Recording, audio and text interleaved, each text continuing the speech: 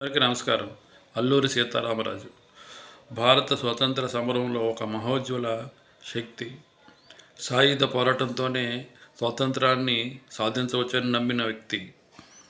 స్వాతంత్ర సమరంలో ఒక ప్రత్యేక అధ్యాయం.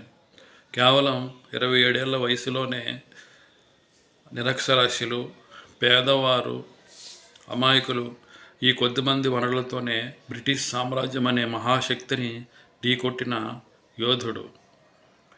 అల్లూరి సీతారామరాజు గారు 1897లో వడ్రంగిలో జన్మించారు. ఈయన తెల్లదొరల గుండెల్లో రైళ్లు పరిగెట్టించారు. తెల్లదొరలు అల్లూరి సీతారామరాజు వస్తున్నారంటే గడగడ వణికిపోయేవారు. అయితే కొయ్యూరులో తెల్లదొరలు సాగించిన కాల్పుల్లో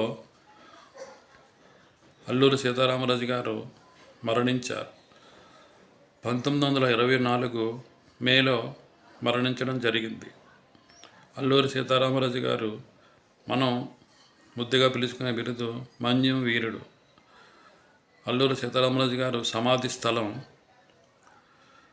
కృష్ణదేవిపేట, ఆంధ్రప్రదేశ్లో కలదు. అందరికీ నమస్కారం.